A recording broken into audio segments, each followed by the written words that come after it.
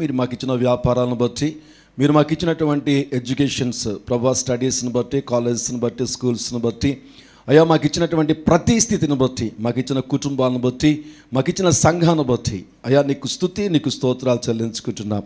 ఇదిగో ప్రభా, ఈ నూతన నెలలో మరి నూతనమైన కార్యాలు జరిగించాలని ప్రభా మేము ఆశపడుతూ నీ మందిరానికి వచ్చి ఉన్నాం.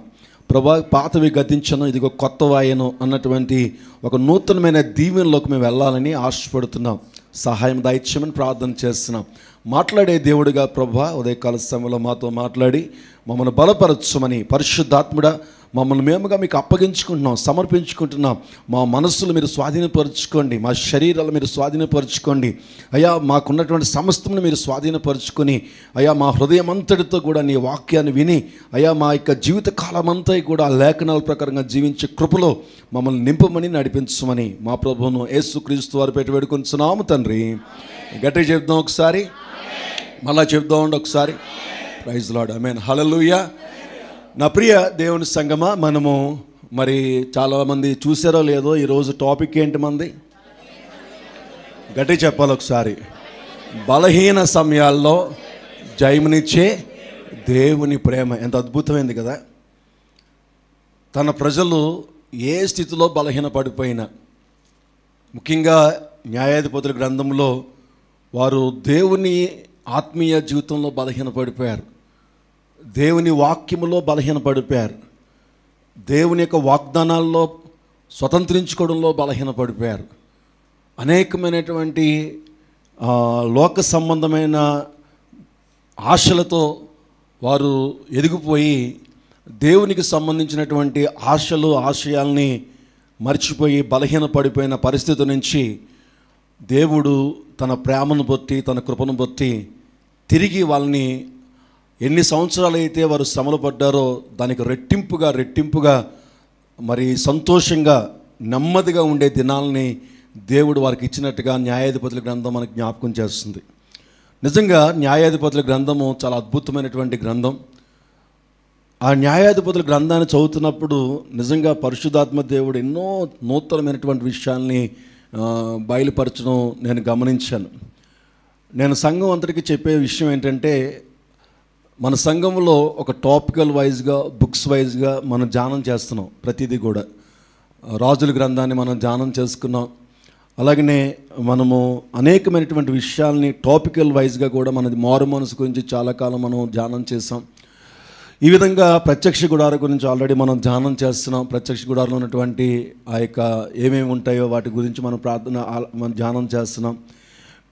మనం ఏదైతే మనం ధ్యానం చేస్తున్నామో దేవుని మందిరంలో, ఆ ధ్యానము చేస్తున్నటువంటి ఆ యొక్క అంశాలని బైబిల్లో నుంచి మీరు ఇంటి దగ్గర వచ్చే వరకు దాన్ని మళ్ళీ ఒకసారి రిపీటెడ్గా చదువుకుంటే, ఇప్పుడు సపోజ్ న్యాయాధిపతుల గ్రంథం మనం ధ్యానం చేస్తున్నాం, మీరు న్యాయాధిపతుల గ్రంథం 1వ అధ్యాయం నుంచి చివరి వరకు కూడా ఎంతవరకు రోజుకి ఎన్ని అధ్యాయాలు చదివితే అన్ని అధ్యాయాలు జాగ్రత్తగా మీరు ఆలోచన చేసుకుంటూ మీరు రెగ్యులర్ బైబిల్ స్టడీతో పాటుగా అది కూడా చదివితే ఆదివారం సమయంలో దేవుడు ఒక నూతనంగా మీతో మాట్లాడతాడు. ఒక నూతనంగా దేవుడు మీతో మాట్లాడగలడు.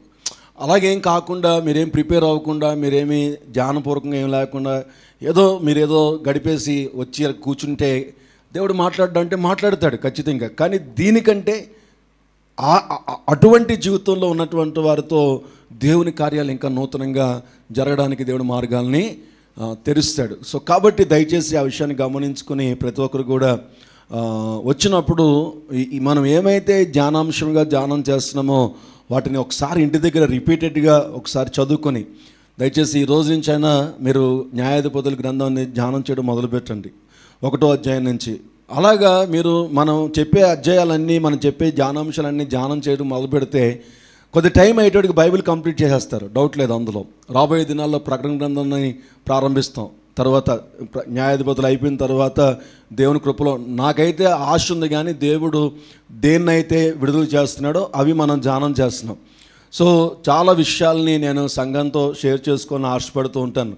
కానీ ప్రార్థన చేస్తున్నప్పుడు కొన్ని విషయాల్ని దేవుడు బయలుపరుస్తున్నప్పుడు, నా మనసుకి దేవుడు మళ్ళీ కొత్తగా ఏదైనా ఇచ్చినప్పుడు అవి మాత్రమే నేను ధ్యానం చేయడానికి ఇష్టపడుతూ ఉంటాను. సో చాలాసార్లు అనుకున్నాను ప్రకటన గ్రంథాన్ని ధ్యానం చేద్దామని, ఎందుకో దేవుడు ఆగు ఆగు ఆగు అంటున్నాడు. సో రాబోయే దినాల్లో దాన్ని కూడా ధ్యానం చేయడానికి మనం ప్రయత్నం చేద్దాం. ఇంచుమించుగా బుక్స్ అన్నీ కూడా మనం చూసుకుందాం, టైం ప్రకారంగా చూసుకొని ఒక్కొక్కటి కూడా ధ్యానం చేసుకోవడానికి మనం ఇష్టపడదాం. ప్రైజ్ లార్డ్, ఆమేన్, హల్లెలూయా, హల్లెలూయా. ఏదో అక్కడక్కడ వాక్యాలు తీసి ఏదో ఒక ఆశ్చర్యకరమైనటువంటి ఆశయాలు లేదా యెషయా గ్రంథంలో ఉన్నటువంటి వాగ్దానాలన్నీ తీసి మనం ఏదో ధ్యానం చేసుకుని వెళ్ళిపోయే కంటే కూడా ఇలాగ చక్కగా ధ్యానాంశంగా పెట్టుకొని ధ్యానం చేస్తే అది చాలా ఆశీర్వాదకరంగా ఉంటుంది. దేవుని యొక్క జ్ఞానము, బైబిల్ యొక్క జ్ఞానాన్ని సంఘానికి ఇచ్చినట్టుగా అవుతుంది అనేటువంటి ఉద్దేశంతో ఈ యొక్క ధ్యానాంశాలుగా మనం ఏర్పాటు చేసుకున్నాం. ఎంతమందికి ఆ విధంగా ఆసక్తి ఉందని అడిగితే ఆసక్తి ఉందనే చెప్తారు. ఎందుకంటే లేదని చెప్పరు కదా. ఒక లోపల ఉన్నా సరే లోపల తిట్టుకున్నా పైకి మాత్రం ఏం చేస్తారు, ఇంత డైరెక్ట్గా ఇంత స్పష్టంగా స్ట్రైట్గా అడిగేస్తున్నప్పుడు అందులో కొంతమంది చేతులు పైకి ఎత్తున్నప్పుడు మిగతా వాళ్ళు ఏం చేస్తారు, ఆటోమేటిక్గా ఇష్టం లేకపోయినా పోన్లేండి ఏదో చెప్తున్నారు, ఏదో ఒకటి మొత్తం మీద చెప్పండి, మేము బలపడడానికే కదా అన్నటువంటి ఆలోచనతోనే చెప్పడం అన్నది జరుగుతుంది. సరే, ఏదైనప్పటికీ కూడా దేవుని యొక్క వాక్యంలోని యోబు గ్రంథంలోని ఒక మాట ఉంటుంది. ఏంటంటే గాయము చేయవాడు ఆయనే, గాయమునకు చూడండి, యోబు గ్రంథంలో మనం చూస్తే 5వ అధ్యాయంలో ఆయన గాయపరిచి గాయమును కట్టును అంటాడు. చాలా చక్కటి మాట అది. 5వ అధ్యాయం 18వ వచనం చూడండి ఒకసారి. ఆయన గాయపరిచి గాయమును కట్టును, ఆయన గాయము చేయను, ఆయన చేతులే స్వస్థపరచును. చదవండి పర్లేదు. 6 బాధల్లో నుండి ఆయన నిన్ను విడిపించును, 7 బాధలు కలిగినను నీకు ఏ కీడును తగులదు. అద్భుతమైనటువంటి మాట అది. 7 అన్నది సంపూర్ణతకి సాదృశ్యం. అంటే నీ బ్రతుకుల్లో నువ్వు సహించలేనటువంటి ఎటువంటి బాధలు నీ మీదకి వచ్చినప్పటికీ కూడా దేవుడట నీ బ్రతుకుల్లో, నీ జీవితంలో అది కీడుగా మారడానికి అనుమతి ఇవ్వడట. ఎంతమందికి అర్థమైంది? Praise God. అది కీడులోనికి, అది మనకి నష్టాన్ని తీసుకురావడానికి, అది మనం నష్టపోవడానికి దేవుడు అవకాశం ఇవ్వడట. చెప్పింది బాగానే ఉంది, కానీ న్యాయాధిపతుల గ్రంథం చదువుతున్నప్పుడు ఎందుకో ఈ వచనాలు చాలా దగ్గరగా ఉన్నట్టుగా అనిపించింది. గాయపరిచి ఆయన గాయమునకు కట్టును అన్నటువంటి మధ్యలో చాలా డిఫరెన్స్ కనిపించింది. ఆయన ఎందుకు గాయపరుస్తాడు, ఆయన ఎందుకు ఆ గాయానికి మళ్ళీ తిరిగి ఏ విధంగా మనం ఉంటే గాయానికి కట్టుకడతాడు అన్నది మనం కలిపి చదివేస్తాం ఎప్పుడు కూడా. ఆయన గాయము చేయను, ఆయన గాయమునకు కట్టును. కానీ కాదు, ఎందుకు గాయం చేస్తాడు, మళ్ళీ ఏ విధంగా మన జీవితాలను కట్టుకుంటే మళ్ళీ ఆ దేవుడే, ఏ దేవుడైతే గాయం చేయడానికి అనుమతి ఇచ్చాడో, ఏ దేవుడైతే ఆ డోర్ క్లోజ్ చేశాడో, మళ్ళీ ఆ దేవుడే డోర్ ఓపెన్ చేస్తాడట. ఆమేన్, హల్లెలూయా, హల్లెలూయా. సో ఏ బాధలకైతే దేవుడు అనుమతి ఇచ్చాడో మళ్ళీ ఆ బాధల్లో ఏ కీడు రాకుండా ఆయనే అడ్డుగా. బైబిల్లో ఏదో ఒక మాట ఉంటుంది, ఆయన కోపించుచునే ఆయన కనికరమును వాత్సల్యమును చూపించేవాడు అంటాడు కదండి. ఎంతమంది గుర్తున్నది? ఆయన కోపించుచునే, మనం నమ్ముకున్న దేవుడట మన మీద కోపం చూపిస్తూనే ఉంటాడట. కానీ ఆ కోపంతో పాటుగా ఏముంటుందంటే వాత్సల్యత కూడా, కనికరము కూడా, ఆ యొక్క ప్రేమ కూడా, ఆయన దయ కూడా దాన్ని వెంటాడుతూ ఉంటుందట. ఎంత మంచి దేవుడో కదా అనిపించింది నాకు. మనం నమ్ముకున్నటువంటి దేవుని యొక్క మహాకృప. అందుకనే చాలాసార్లు మనం ఏమంటామంటే దేవుని కృపను బట్టి మేము బ్రతికేస్తున్నామని అంటూ ఉంటాం. ప్రైజ్ లార్డ్, ఆమేన్, హల్లెలూయా, హల్లెలూయా. ఇందా చదువుకున్నటువంటి కీర్తనలోని దావీదు అంటాడు, కానీ నా నీతిని బట్టి అని ఏమో నేనైతే అంత ధైర్యం నేనైతే చేయలేను. నేను అంటాను ఏమంటారంటే, ప్రభువా ఎంత మేము నీతిగా బ్రతికినా నీ కృపను బట్టి మేము ఈ దినాన్ని ఈ విధంగా బ్రతుకుతున్నాం. ఎన్నోసార్లు నీకు కోపం కలిగించే పరిస్థితులు మా జీవితంలోకి మేము కలిగించినప్పటికీ నువ్వు కోపం చూపిస్తున్నావు, కానీ మరలా మేము నీ వైపు తిరిగి ప్రభువా నన్ను క్షమించువా అంటే ఎంత వాత్సల్యత, ఎంత కనికరము. అంతకు ముందు పడిన శ్రమకి 2 ఆశీర్వాదము, అంతకు పొందినటువంటి కన్నీటికి 2 సంతోషాన్ని ఇవ్వగలిగినటువంటి సామర్థ్యంతో, ప్రేమతో మన ప్రభువు మనల్ని నడిపిస్తున్నాడు. ఆమేన్, హల్లెలూయా, హల్లెలూయా. 2 కొరింథీయులకు రాసిన పత్రికలో 12వ అధ్యాయంలో కూడా అపోస్తలుడైన పౌలు తను నమ్ముకున్నటువంటి ప్రభు అయినటువంటి యేసు క్రీస్తుని గురించి ఒక చక్కటి స్టేట్మెంట్ ఇస్తాడు. ఎంత చక్కటి స్టేట్మెంట్ ఇస్తాడంటే 2 కొరింథీయులకు రాసిన పత్రికలో మనం నమ్ముకునేటువంటి ప్రభు గురించి మనం స్టేట్మెంట్లు ఇవ్వాలట. మనం చెప్పగలిగి ఉండాలట, ఇదిగో నా బ్రతుకుల్లో నా దేవుడు ఈ విధంగా ఉన్నాడు అని మనం చెప్పగలిగినటువంటి ఆత్మీయ సాక్ష్యాలు మనకు రావాలట. చూడండి, 2 కొరింథీయులకు రాసిన పత్రికలో మనం చూస్తే 12వ అధ్యాయంలో చాలా అద్భుతమైనటువంటి అధ్యాయం అది. తన యొక్క ఆధిక్యత గురించి, దేవుడు తనని ఏ విధంగా నడిపిస్తున్నాడో, ఎంత గొప్ప ఆధిక్యతలో నడిపిస్తున్నాడో చెబుతూ ఉంటాడు ఈ 12వ అధ్యాయంలో. చెబుతూ ఏమంటాడంటే, నేను గర్వం రాకుండా ఒక ముళ్ళు నాలో పెట్టాడని చెప్పిన తర్వాత నేను ప్రార్థన చేశాను. ప్రార్థన చేస్తే దేవుడు నాకు ఏం చేశాడంటే 9వ వచనంలో చెప్తాడు. ఏమంటాడంటే, అందరం చదువుదామండి.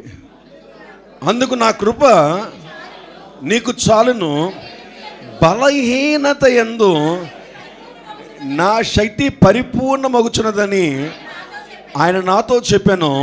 కాగా క్రీస్తు శక్తి నా మీద నిలిచి ఉన్న నిమిత్తము విశేషముగా నా బలహీనతల యందే బహు సంతోషముగా అతిశయపడుదును. చెప్తామా అందరం కూడా? నేనెప్పుడు బలహీనుడను అప్పుడే బలవంతుడను గనుక క్రీస్తు నిమిత్తము నాకు కలిగిన బలహీనతల్లోనూ, నిందలలోనూ, ఇబ్బందులలోనూ, హింసలలోనూ, ఉపద్రవంలోనూ నేను సంతోషించుచున్నాను. నిజంగా దేవుని యొక్క వాల్యూ కానీ నీకు తెలిస్తే నీ జీవితంలో ఏది కలిగినా సంతోషంగా ఉంటావు నువ్వు. దేవుని యొక్క ఉద్దేశాలు, దేవుని యొక్క మనస్సు, మనం ఎవరితో ఉంటున్నామో వారి యొక్క మనస్సు, వారి యొక్క క్యారెక్టరు, వారి యొక్క హృదయాంతరంగాలు మనకు తెలిసి ఉండాలట. ఒకవేళ లోకంలో ఉన్నటువంటి మనుషుల యొక్క హృదయాంతరంగాలు నీకు తెలియదేమో, కానీ బైబిల్ గ్రంథం ఏం చేస్తుందంటే తన ప్రజలకి తన దేవుడు ఎటువంటి వాడో తనే బయలుపరుచుకున్నాడు. ఆమేన్, హల్లెలూయా. సో గ్రంథములో బయలుపరుచుకున్నటువంటి దేవుని యొక్క క్యారెక్టరు నీ హృదయంలో సాక్ష్యం చెప్పేంత స్థాయికి నువ్వు ఎదగాలి. నీ పర్సనల్గా నువ్వు ఎక్స్పీరియన్స్ అవ్వాలి. అందులో రాత్రే చెప్పాం ఫ్యామిలీ ప్రేయర్లో పిల్లలిద్దరికీ కూడా, ఆత్మ ఎక్స్పీరియన్స్లోకి మీరు వెళ్ళాలని చెప్పాను. దేవుడు ఏమైతే చెప్పాడో చదవడం కాదు, వినడం కాదు, చదివి విన్నది పర్సనల్గా నీ లైఫ్లో రుచి చూసేంతగా ఎదగాలట.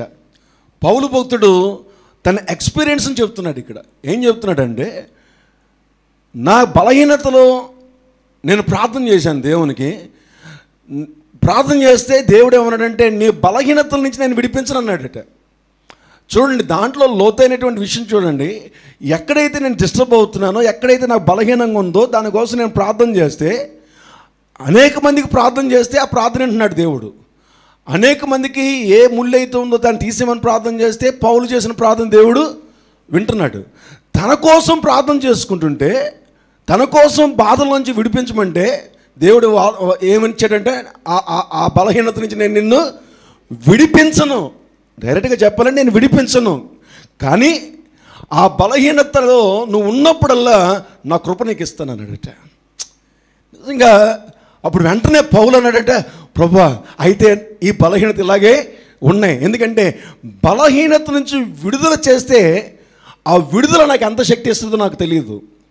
నా బలహీనత నుంచి నువ్వు నన్ను విడిపించేస్తే ఆ విడిపించిన ఆశీర్వాదం నన్ను ఎంతవరకు నడిపిస్తుందో నాకు తెలియదు. కానీ ఈ బలహీనతలో నీ కృప, నీ శక్తి నాకు ఇస్తున్నావు చూసావా, దాంతో నేను బ్రతికేస్తాను ప్రభు అన్నాడట.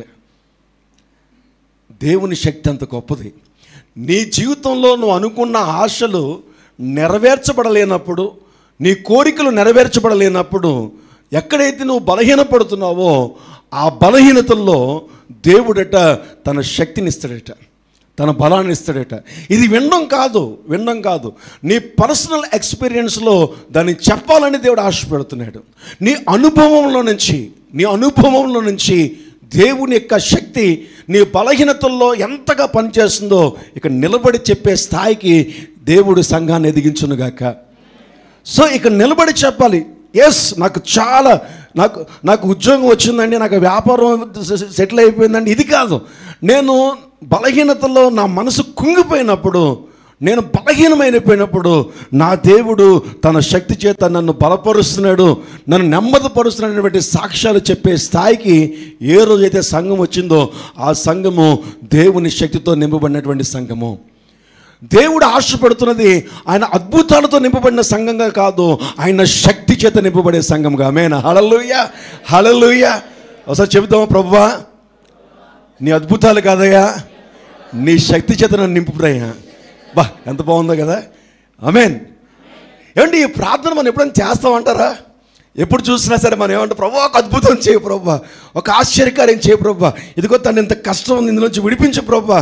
దేవుడు ఖచ్చితంగా విడిపిస్తాడు, కాదంటలేదు. నేను ఆ ప్రార్థన తప్పని నేను అంటలేదు. ఎందుకంటే ఇప్పుడు న్యాయాధిపతుల గ్రంథంలో మనం ఇదే ధ్యానం చేయాలి కాబట్టి నేనేమంటానంటే, ఈ వచనాన్ని బట్టి దానికంటే ఇంకా గొప్ప ప్రార్థన ఏంటంటే, దానికంటే ఇంకా ఉన్నతమైన ప్రార్థన ఏంటంటే, ప్రభువా నువ్వు ఏం చేసినా ఏం చేయకపోయినా నాకు పర్లేదు ప్రభువా, నీ శక్తితో నన్ను నింపు ప్రభువా, నీ బలంతో నన్ను నింపు ప్రభువా, నీ ఆత్మతో నన్ను నింపు ప్రభువా అని ఈ ప్రార్థన కానీ చేస్తే ఆయన శక్తిలోనే సమస్తము సాధ్యమైపోతాయి. ఆయన బలములో సమస్తము సాధ్యమైపోతుంది. ఆయన శక్తి చేత బలము చేత గొప్ప కార్యాలు, నువ్వు ఊహించినటువంటి గొప్ప కార్యాల్లో నువ్వు అడక్క మునిపే ఆటోమేటిక్గా జరిగిపోతూ ఉంటాయి. ఆమేన్. హల్లెలూయా, హల్లెలూయా. నా ప్రియ దేవుని సంగమా, దేవుడు మహాశక్తిమంతుడు. చూడండి, ఆ అపోస్తలుడైన పౌలు అంటున్నాడు, నేను ఎప్పుడు బలహీనుడను అప్పుడే నేను బలవంతుడను. చెప్పగలవా నువ్వు ఎప్పుడైనా? ఒకవేళ నువ్వు చెప్పగలిగితే నిజంగా దేవుని యొక్క నెమ్మది నీ జీవితంలో కలుగుతుంది అని బైబిల్ అంటుంది. నమ్ముట వలన నీకు సమస్తము సాధ్యం. నువ్వు ఏది బిలీవ్ చేస్తావో అదే నీ జీవితంలో కలుగుతుంది. నా దేవుడు నాకేం చేశాడు అదే నీ లైఫ్లో కలుగుతుంది. నా దేవుడు నాకేమి చేయకపోయినా తన శక్తితో నన్ను నింపుతున్నాడు అన్నటువంటి ఒక విశ్వాసంతో కానీ ఉన్నట్లయితే ఆ పవర్ అంటే ఏంటో నువ్వు రుచి చూసేటట్టుగా దేవుడు నీకు సహాయం చేస్తాడు. ఈ రోజుల్లో మనకు కావాల్సింది ఏంటంటే, దేవుని యొక్క శక్తి చేత, దేవుని యొక్క ఆత్మ చేత, దేవుని యొక్క బలము చేత నువ్వు నింపబడాలని దేవుడు ఆశపడుతున్నాడు. కానీ అదేంటో కానీ దేవుని యొక్క అద్భుతమైన కార్యాలు ఈ లోకంలో చేయాలనేది చాలామంది విశ్వాసులు అనుకుంటుంటున్నారు. బయట నుంచి కార్యాలు జరిగించాలని చాలామంది ఆశపడుతున్నాడు. కానీ దేవుడు అంటున్నాడు, నిన్నే శక్తిమంతుడిగా నిలబెట్టాలని దేవుడు ఆశపడుతున్నాడు. ఆమేన్. హల్లెలూయా, హల్లెలూయా. బయట నుంచి నువ్వు వెళ్తున్నటువంటి ప్రయాణంలో గొప్ప విడుదల కాదు, అసలు నిన్నే ఒక శక్తిమంతుడిగా దేవుడు తయారు చేయాలని ఆయన ఆశపడుతుంటే మనం ఏమంటామంటే, ప్రభువా ఈ కార్యం చేయి, ఆ కార్యం చేయి. బయట కార్యాలు కాదు, మనం అనుకోవాలట మనమే శక్తిమంతుడిగా తయారవుతే ఎంత గొప్ప ధన్యత అండి. నిజంగా అది ఎప్పుడు వస్తుందో తెలుసా? నీ శ్రమే దానికి ఆధారం. దేవుని శక్తి ఎవరు పొందుకోవాలనుకున్నా దానికి ఆధారం ఏమైనా ఉన్నది, దానికి ఏమైనా సూచన ఏమైనా ఉన్నది అంటే శ్రమే. ఒక శ్రమ నీ జీవితంలో దేవుడు తన శక్తి చేత నింపడానికి ఒక ఆధారమై ఉంది. శ్రమ ద్వారా నేను ఖాళీ చేసేస్తాడు. శ్రమ ఎప్పుడు వస్తుందంటే, నీకు ఎక్కడెక్కడి నుంచి అయితే సహాయం కలుగుతుందో, ఎక్కడెక్కడి నుంచి అయితే మేలు కలుగుతుందో అన్నీ ఆగిపోతాయి. సమస్తం అందరినీ కూడా ఆపేస్తాడు. ఒకసారి మనం అంటాం కదా, ఏంటోనండి అన్నీ మూసిపోయామండి అంటారా ఎప్పుడైనా? ఎవరికైనా ఉందా అలాగా? ఎవరికి లేదా? చాలామందికి ఉంది. ప్రైజ్ లార్డ్ చాలామందికి ఉంది. మీకు ఉండదులేండి, మీరు సపరేట్, మీరంతా మహారాజులు, మీరంతా. Praise Lord. చాలాసార్లు మన జీవితంలో ఇది అనుకున్నాను, అదేంటో అండి, ఇది అవుతుందేమో అనుకున్నాను, ఇదే అయిపోయింది, ఏం చేయాలో అర్థమవుక బుర్రపాడైపోయిందండి పాష్ గారు. నేను అంటాను, ఎందుకు దేవుడు అక్కడ తీసుకెళ్ళాడు తెలుసా? తన శక్తి చేత నింపడానికి, తన బలము చేత నింపడానికి. ఆ టైంలో కానీ నువ్వు స్తుతి చేసి ఆరాధన చేసి దేవునికి శక్తిని పొందుకోవడానికి ద్వారం తెరిస్తే, నువ్వు కానీ ప్రభువా నేను సిద్ధంగా ఉన్నాను ప్రభువా, నీ శక్తి చేత నన్ను నింపునాయన అంటే, ఓ అద్భుతమైనటువంటి తన ప్రభావం చేత నేను నింపి ఎప్పుడు ఊహించలేనటువంటి గొప్ప కార్యాల్లో దేవుడు నీతో జరిగించునుగాక. నా ప్రియ దేవుని సంగమా, న్యాయాధిపతుల గ్రంథంలో మనం అది చూస్తాం.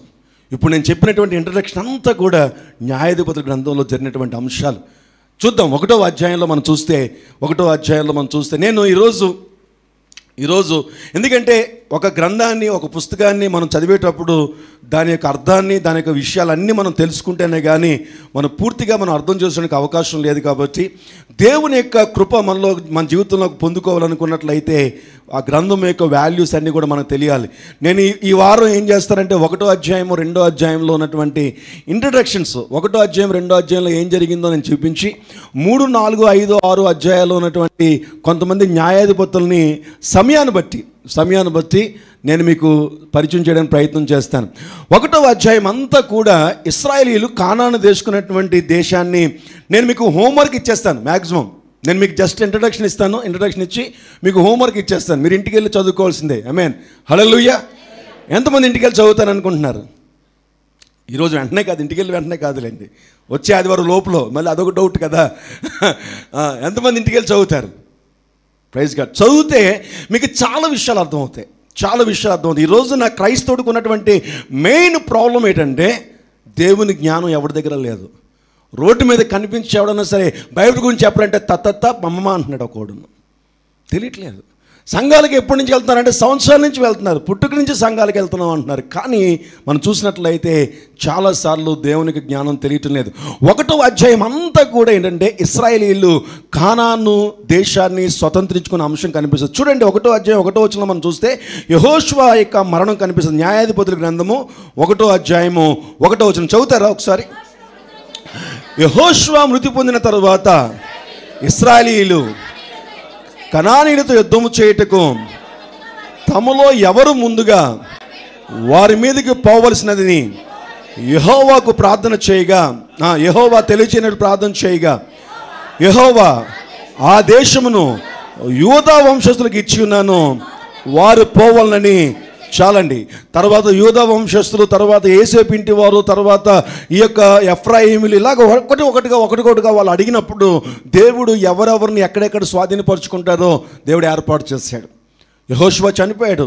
యెహోషువ చనిపోయాడని 1వ అధ్యాయంలో స్టార్ట్ చేసినప్పటికీ నిజమైనటువంటి యెహోషువ ఎక్కడ చనిపోయాడు, ఎప్పుడు చనిపోయాడు అన్నది మనకి 2వ అధ్యాయంలో కనిపిస్తాడు. 2వ అధ్యాయం 8వ వచనంలో మనం చూస్తే నూను కుమారుడును యెహోవాకు దాసుడైన యెహోషువ ఎన్ని సంవత్సరాలండి?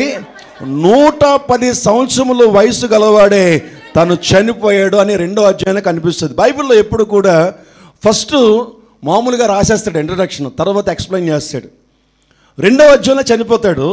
1వ అధ్యాయంలో యెహోషువ ఉన్న టైంలో జరిగినటువంటి విషయాలు, యెహోషువ చనిపోయాడని ప్రారంభించి ఆ తర్వాత చూడండి ఆదికాండం కూడా ఎలా ఉంటుందంటే 1వ అధ్యాయంలో సృష్టించానని చెప్పేసి 2వ అధ్యాయంలో ఎక్స్ప్లెయిన్ చేస్తాడు మళ్ళీ మొత్తం అంతా కూడా.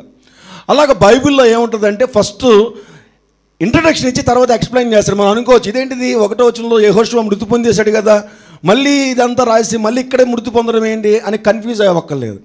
మొట్టమొదటిలో ఏంటంటే హెడ్లైన్లాగా పెట్టేస్తాడు అనమాట. చూడండి మనం టాపిక్ ఎలా పెట్టుకున్నాం అలా టాపిక్లా పెట్టేస్తాడు బైబిల్లో. దాని తర్వాత దాన్ని కంటిన్యూ చేస్తుండే. ఎంతమందికి అర్థమవుతుంది? ప్రైజ్ లార్డ్, ఆమేన్, హల్లెలూయా. ఒకసారి గట్టిగా చెప్తాం ఒకసారి, హల్లెలూయా.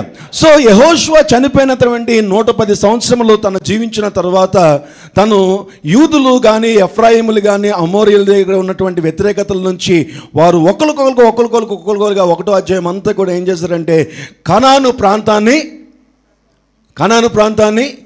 వారు స్వాధీనపరచుకోవడానికి ప్రభు సహాయం చేశాడు. 2వ అధ్యాయంలోకి వచ్చేటప్పటికి 1వ వచనం చదువుదాం ఒకసారి. యెహోవా దూత, అందరూ చదవట్లేదు, గిల్గాల్ నుండి బయలుదేరి బోకీమునకు వచ్చి ఇలాగు సెలవిచ్చాను, నేను మిమ్మును ఐగుప్తులో నుండి రప్పించి మీ పితరులకు ప్రమాణము చేసిన దేశమునకు మిమ్మును చేర్చి మీతో చేసిన నిబంధన నేను ఎన్నడను మీరు ఈ దేశ నివాసులతో నిబంధన చేసుకొనకూడదు, వారి బలిపీఠములను విరక్కొట్టవలని ఆజ్ఞ ఇచ్చితిని, కానీ మీరు నా మాట ముందుగానే చెప్పాడు. మోషే దగ్గర నుంచి చెప్పుకుంటూ వస్తున్నాడు. తర్వాత యెహోషువ కాలంలో కూడా చెప్తున్నాడు, నేను మీకు ఏ దేశమైతే, ఏ పట్టణం అయితే, ఏ ప్రాంతం అయితే స్వాధీనపరుస్తున్నానో ఆ పట్టణములో, ఆ ప్రాంతములో, ఆ ఇంటిలో, ఆ దేశంలో మీరు నన్నే కలిగి ఉండాలి.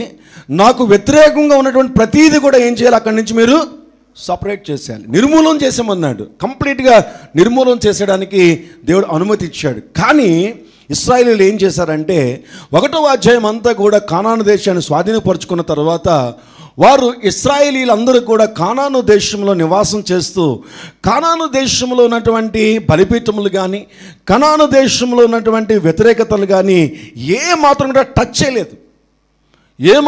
టచ్ చేయడం అనేసి మళ్ళీ పైగా ఏం చేశారంటే వాళ్ళతో కమిట్ అయిపోయారు. నువ్వు నేను ఒకడమే అన్నటువంటి కమిట్మెంటు దేవునికి నచ్చలేదు. చూడండి అక్కడ ఏం జరిగిందో. ఆ తర్వాత చూస్తే ఎన్నో వచనం వరకు చదివాం? 3వ వచనం నుంచి చదువుదాం. 3వ వచనం చేద్దాం. మీరు చేసిన పని ఎట్టిది కావున నేను మీ ఎదుట నుండి ఈ దేశ నివాసులను వెళ్ళగొట్టను, వారు మీ పక్కలకు శూలములుగా ఉందురు, వారి దేవతలు మీకు ఉరిగా ఉందని చెప్పుచ్చాను. జాగ్రత్తగా గమనించాలి. మనం నమ్ముకున్నటువంటి దేవుడు ఎంత ప్రేమ కలిగిన వాడో అంత యథార్థవంతుడు. ఆయనకి నా తారతమ్యము న్యాయం తీర్చే దగ్గర ఉండదు. న్యాయం అన్నది ఎప్పుడు అందరికీ ఒకలాగే తీరుస్తాడు. అది చాలా కష్టం అండి, అది చాలా కష్టం. ఎందుకంటే నేను చూశాను, సాధారణంగా పిల్లల్ని ఒకలాగా బయట ఒకలాగా చూస్తాం. సంఘంలో ఎవరైనా కోయరు వాళ్ళని ఏమైనా గట్టిగా సరిగ్గా లేకపోతే తిడతా ఉంటాను. అదే మిస్టేక్ నా పిల్లల్లో కూడా కనిపిస్తుంది. వాళ్ళ ముందు ఎందుకు తిట్టాలి అనిపిస్తుంది, కానీ మరి కొయిర్ వాళ్ళందరికీ కూడా సీనియర్స్ కానీ ముందు నుంచి ఉన్నటువంటి వాళ్ళు, ఇంద్రజ దగ్గర నుంచి లేదంటే జాన్సన్ దగ్గర నుంచి ఉన్నటువంటి వీళ్ళందరికీ కూడా తెలుసు, మీ అందరి ముందే తిడతారా లేదంటే సపరేట్గా తిడతానా బాబీని కానీ బీజని కానీ ఎప్పుడైనా. అందరిని ఒకలాగే. అది ఒక విధంగా చెప్పాలంటే బాధగా అనిపిస్తుంది యాజ్ ఏ ఫాదర్గా. అరే ఏంటి ఇంతమంది ముందు తనని ఇలాగ అంటున్నాను, తనకి ఎంత సఫర్ అవుతుంది అనేటువంటి సఫరింగ్ ఉంటుంది. కానీ యథార్థమైనటువంటి జీవితం ఏంటంటే అందరినీ ఒక టైం దగ్గరికి వచ్చినప్పుడు, ఒక ప్లాట్ఫామ్ దగ్గరికి వచ్చినప్పుడు, ఒక న్యాయం తీరుస్తున్నప్పుడు, ఒక పద్ధతిని కంపేర్ చేసుకొని, ఒక విషయాన్ని కంపారిజన్ చేసి అక్కడ న్యాయం తీరుస్తున్నటువంటి ఒక పద్ధతిలో మనం ఉంచినప్పుడు మనం ఏం చేయాలంటే ఒకే న్యాయం చేయాలి. ఇది కుటుంబాల్లో కనపడదు, చాలాసార్లు వ్యక్తిగతమైన జీవితాల్లో కనపడదు. పైన బయట అన్నటువంటి వారిని ఈజీగా ఇంట్లో వాళ్ళని సరి చేసుకో మనం చాలాసార్లు. బయట వారికి అనేక రకాల తీర్పులు చెప్పినటువంటి మనము మన ఇంట్లో వాళ్ళు ఎలాగ ఉన్నారు అన్నటువంటి విషయం చాలాసార్లు మర్చిపోతాం. వాళ్ళు దొంగలండి, వాళ్ళు సరైన వాళ్ళు కాదని చెప్పినప్పుడు నిన్నేళ్ళు చూపిస్తున్నాయి, ఇలా పెట్టండి ఒకసారి, ఇలా పెట్టరట, కొంతమంది ఇలా పెడతారట, మూసేస్తారట. జనరల్గా ఏమంటాం ఇలాగంటాం కదండి. ఒకళ్ళు మనం ఏదైనా చెప్పినప్పుడు మనం కూడా 3000 దేవుడు దాన్ని చేసి చూపిస్తాడు ఎప్పుడు కూడా. సో ఇక్కడ మనం చూసినట్లయితే ఏమన్నాడు, మీరు అలా చేయలేదు కాబట్టి రెండు విషయాలు చెప్తున్నాడు. ఒకటి ఈ కానాను దేశంలో ఎవరినైతే నువ్వు నిర్మూలన చేయకుండా ఉంచేసావో ఈ దేశ నివాసులే నీకు పక్కలో బల్యముల కింద ఉంటారు అన్నాడు. ఎలాగట? ఈ మాట ఎప్పుడైనా విన్నారా? నా పక్కలో బల్యంలాగా తయారైంది అంటారు సాధారణంగా, లేదా పక్కలో బల్యంలాగా తయారయ్యాడు అంటారు సాధారణంగా. ఎప్పుడైనా అన్నారా? ఎవరైనా విన్నారా? ఎంతమంది విన్నారా? అది మీరే అన్నారా? మీరు అనలేదా? ఓకే, విన్నారా అన్నారా? అనేసి అన్నారా? సరే, ఏదో ఒకట్లేండి, మొత్తం మీద గొడవ. ఇక్కడ మనం చూసినట్లయితే ఏమన్నాడు చూడండి, మళ్ళీ చదవండి ఒకసారి 3వ వచనంలో. మీరు చేసిన పని ఎట్టి, 3వ వచనం 2-3. కావున నేను మీ ఎదుటి నుండి ఈ దేశ నివాసులను వెళ్ళగొట్టను, వారు మీ ప్రక్కలకు శూలములుగా ఉందురు, వారి దేవతలు మీకు ఉరిగా ఉందురని చెప్పాను. యెహోవా దూత ఇశ్రాయేలు అందరితో ఈ మాటలు చెప్పగా జనులు ఎలుగెత్తి ఏడ్చిరి. కాగా ఆ చోటికి బోకీమను అనగా ఏడుపు అన్నటువంటి మాట అక్కడ కలిగింది, పేరు పెట్టబడింది. అక్కడ వారు యెహోవాకు బలులు అర్పించినట్లుగా మనం చూస్తున్నాం. నా ప్రియా దేవుని సంగమా, జాగ్రత్తగా మనం గమనించినట్లయితే 1వ అధ్యాయం అంతా కూడా వారు కనాను దేశాన్ని స్వాధీనపరుచుకున్నారు. ఎక్కడి నుంచి వచ్చారు వాళ్ళు? ఐగుప్తు బానిసత్వం నుంచి వచ్చారు. ఐగుప్తు బానిసత్వం నుంచి వారు అరణ్యములో దేవుడు తన సహాయంతో నడిపిస్తూ వచ్చిన తర్వాత కానాను దేశాన్ని స్వాధీనపరుచుకున్న తర్వాత యెహోషువ చనిపోయాడు. యెహోషువ చనిపోక మునిపే వీళ్ళు అప్పటికే ఏం చేశారంటే అక్కడ నిర్మూలన చేయవలసిన అన్నీ కూడా నిర్మూలన చేయకపోవడం వల్ల దేవుడు ఒక తీర్పుని ఇచ్చేసాడు, అక్కడ జడ్జిమెంట్ ఇచ్చేసాడు. దేవుడు ఏం చెప్పాడంటే, ఇదిగో మీరు చేయవలసిన పని మీరు చేయలేదు కాబట్టి నేను ఇంకా వీళ్ళని మీ దగ్గర నుంచి వెళ్ళగొట్టాను. అంతకుముందు ఏంటి, మీరు యుద్ధం చేస్తే నేను వెళ్ళగొడతాను, మీరు నిలబడితే నేను కార్యం జరిగిస్తాను. ఈ రోజుకి అంతే, మనం నిలబడితే ఎవరి కార్యం జరిగిస్తాడు? దేవుడి కార్యం జరిగిస్తాడు. మనమేమనుకుంటాం తెలుసా? మనమే చేసుకోవాలనుకుంటాం. నెబుకద్నెజరులాగా నేను నేను నేను నా దేశము ఇంత ఘనంగా ఉందని విర్రవీగిపోతూ ఉంటాం. కాదండి, దేవుడు ఏం చేస్తాడు? నిన్ను నిలబెడతాడు, వెనకాతలు ఆయన పనిచేస్తాడు. ఆమేన్, హల్లెలూయా. మన జీవితంలో ఏ కార్యం జరిగించినప్పుడు కూడా వెనకాతల దేవుని హస్తం లేకుండా ఏది జరగదు. అందుకనే ప్రతి విషయంలో కూడా మనం ఏం చేయాలంటే దేవునికే స్తుతి చెల్లించాలి. చివరికి కష్టం వచ్చినప్పుడు కూడా అపోస్తలుడైన పౌలు చెరసాలకు వెళ్ళిపోయిన తర్వాత కూడా దేవుని స్తుతించాడు, దేవుని ఆరాధించాడు. కాబట్టి ఆ స్తుతి ఆరాధన, దేవునికి తెలిసినటువంటి ఆ వర్షిప్, ఆ థ్యాంక్స్ గివింగ్ ఏం జరిగిందంటే తన జీవితంలో గొప్ప కార్యాలు జరగడానికి ప్రభు సహాయము చేశాడు. మన జీవితంలో మనం నిలబడడం వరకే మన పాత్ర. జస్ట్ మనం ఒక పార్ట్ అంతే, ఒక పాత్రగా మాత్రమే మనం నిలబడాలి. దేవుడు ఏం చేయమన్నాడు అది చేస్తూ ఉండాలి. అంటే ఒక విధంగా చెప్పాలంటే ఒక మరమనిషి అయిపోవాలి. ఏమైపోవాలి? ఒక మరమనిషి అయిపోవాలి. ఆయన ఏం చెప్పాడు, రైట్ అంటే రైట్, లెఫ్ట్ అంటే లెఫ్ట్, స్ట్రైట్ అంటే స్ట్రైట్. ఏం మాట్లాడలేదో కూర్చోడే మాట వేసుకుని. ఏమరమ్య అర్థమైందా? అడగని వెళ్ళిపోయావా? ఇక్కడే ఉన్నావు కదా. దేవుడు ఏం చెప్పట్లేదు, ఏం మాట్లాడట్లేదు అనుకో, ఏం చేయాలి? మఠం వేసుకుని కూర్చోవడమే. మఠం వేసుకుని కూర్చుంటే కొన్ని రోజులు చూస్తాడు ఆయనే డోర్స్ ఓపెన్ చేయడం మొదలు పెడతాడు. ఆయనే నిన్ను నడిపిస్తాడు. నేను నా ఎక్స్పీరియన్సెసే నేను ఎక్కువ సంఘానికి చెప్తాను. నేను రక్షణ పొందుకున్న తర్వాత నేను ఏమీ చేయలేను, మఠం వేసి కూర్చున్నాను ఇంట్లో అంతే. ప్రభు నిజంగా నీవు ఆత్మ ఉంటే, నువ్వు నడిపించేవాడు అయితే, నిజంగా ఏ ఆత్మ చేత నన్ను రక్షించావో, ఏ ప్రభు ద్వారా నేను రక్షించబడ్డానో, నాకు స్వస్థత కలిగిందో, ఇదిగో అదే నిజంగా ఉన్నట్లయితే ఆ ఆత్మ ద్వారా ఎందుకు రక్షించుకున్నావో, ఎందుకు స్వస్థపరిచావో ఆ కార్యం నువ్వే జరిగించు. నేను ఎవరి దగ్గరికి వెళ్ళనని అడిగాను. నేను ఎవరి దగ్గరికి వెళ్ళను, ఎవరి దగ్గరికి వెళ్ళి అడగను, ఏం జరిగిందని నేను చెప్పను. నువ్వు నడిపిస్తే నేను వెళ్తాను, అంతవరకు నేను మఠం వేసి కూర్చుంటానని చెప్పి అలా మొండిగా కూర్చుండిపోయాను. కొద్ది కాలం ప్రార్థన అయిపోయిన తర్వాత దేవుడే కార్యాలు జరిగించి ఇక్కడ వరకు తీసుకొచ్చాడు. ఆమేన్. హల్లెలూయా, హల్లెలూయా, హల్లెలూయా. ఇక్కడికి తీసుకొచ్చినది అర్థమైంది ఎంత గొప్పవాడో మన దేవుడు. మన ప్రయత్నం అక్కర్లేకుండా నాకేంటో తెలియదు, నా బ్రతుకేంటో తెలియదు, నా జీవితం ఏంటో తెలియనప్పుడు నువ్వే నడిపించండి. నేను దేవుని స్వాధీనపరుచుకున్న తర్వాత ఆయన నడిపించడం ప్రారంభించాడు. ఆమేన్. హల్లెలూయా. ఏమండి నేను అడుగుతాను, ఎంతమంది అలా ప్రార్థన చేస్తాం? మనమే నిర్ణయం చేసుకొని, మనమే ప్లాన్ చేసేసుకొని, మనమే డిసిషన్ తీసేసుకొని, మనమే మంచి చెట్లు ఆలోచించేసి ఫైనల్గా అగ్రిమెంట్ డాక్యుమెంటేషన్ తీసుకెళ్ళి ప్రభువా సీలేవా, ప్రభువా మోరేవా, ప్రభువా సంతకం పెట్టవా, ప్రభువా సంతకం పెట్టవా అంటే ఆడంటాడు ఈ డాక్యుమెంట్లో చాలా తప్పులు ఉన్నాయేమంటే తర్వాత చూసుకుందాంలే ప్రభువా, ముందు సైన్ వేసే ప్రభువా, లేకపోతే నేను భోజనం చేయను తెలుసా, రేపటి నుంచి నేను భోజనం చేయను తెలుసా, నేను రేపొద్దున భోజనం చేయను, రేపు సాయంత్రం భోజనం చేయను ప్రభువా, ఇదిగో నేను ఇంకెక్కడికి వెళ్ళను, నేను ఏడుస్తాను, నువ్వు చేస్తావు. వచ్చి చిన్నపిల్లడు మారం చేస్తాడు చూసావా, చాక్లెట్ నాకు చాక్లెట్ ఇయ్యి అని చెప్పి అలా మారం చేసి సంపాదించుకొని నష్టపోతున్నటువంటి సంఘం ఈ రోజున. నా ప్రియ దేవుని సంగమా, ఇక్కడ జాగ్రత్తగా మనం చూసినట్లయితే దేవుడు వారి జీవితంలో ఏమన్నాడంటే, నేను చెప్పిన మాట వినలేదు కాబట్టి నేను ఒక సమయం ఇచ్చాను మీకు, మీరు నిలబడితే నేను పారదోలుతాను అన్నాను. ఇప్పుడేం చేశానంటే ఆ దేశ నివాసులు నేను బయటికి పంపించను, ఆ దేశ నివాసులను బయటికి పంపించను. మళ్ళీ ఇంకోటి ఏమన్నాడంటే, బయట పంపించుకొని ఉండడమే కాదు, వారినే మీ పక్కలో శూలముల కింద తయారు చేస్తాను. వారే మీకు వేదన కలిగిస్తారు, వారే మీకు దుఃఖాన్ని కలిగిస్తారు, వారే మీకు శ్రమను కలిగిస్తారు. ఏ దేశమైతే స్వాధీనపరచుకోమని మీకు చెప్పానో సేమ్ న్యూ టెస్ట్మెంట్లో కూడా అదే చెప్తాడండి. లోకం నుంచి నేను మిమ్మల్ని ఏం చేశాను? వేరు చేశాను. లోకం వేరు, మీరు వేరు. లోకం నుండి మీరు ఎలాగ ఉండాలి? ప్రత్యేకంగా ఉండాలి. ఒక ప్రత్యేకంగా లేకపోతే రోమిల రాసిన పత్రిక చూడక్కర్లేదు కానీ ఏమంటే లోకానికి ఏం చేస్తాడు? మనల్ని చెప్పాలి గట్టిగా, అప్పగించేస్తాడు. లోకానికి వేరుగా ఉంటామా? దేవుడు వేరుపరుస్తాడు వెనకాతలు ఉండి మనం సపరేట్ చేస్తాడు. లోకంలో ఉన్నటువంటి ఏ చీకటి, ఏ వ్యతిరేకత నీ మీదకి దాడి చేయకుండా దేవుడు కంచిగా ఉంటాడు.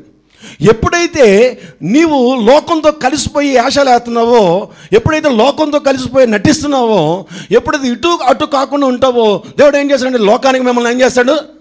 అప్పగించేస్తాడు. లోకానికి అప్పగించేయడం అంటే లోకంలో నుంచి వచ్చినటువంటి ఏ శ్రమ కోసం నువ్వు ప్రార్థన చేసినా ఆ శ్రమ నుంచి వేరు చేయడానికి చాలా సమయం తీసుకుంటాడు. వేరు చేయడం కాదు, చేస్తాడు. దానికి చాలా టైం తీసుకుంటాడు. ఎలా చెప్పగలరండి అంటే న్యాయాధిపతుల గ్రంథం అదే. నువ్వెంత ఘోర పాపివైనా సరే దేవుడు నిన్ను విడిపిస్తాడు. బట్ ఎప్పుడో తెలుసా? దానికి తగిన శ్రమను అనుభవిస్తున్నప్పుడు, దానికి పడినటువంటి వేదనను అనుభవించినప్పుడు అదే 2వ అధ్యాయంలో చెప్తున్నాడు.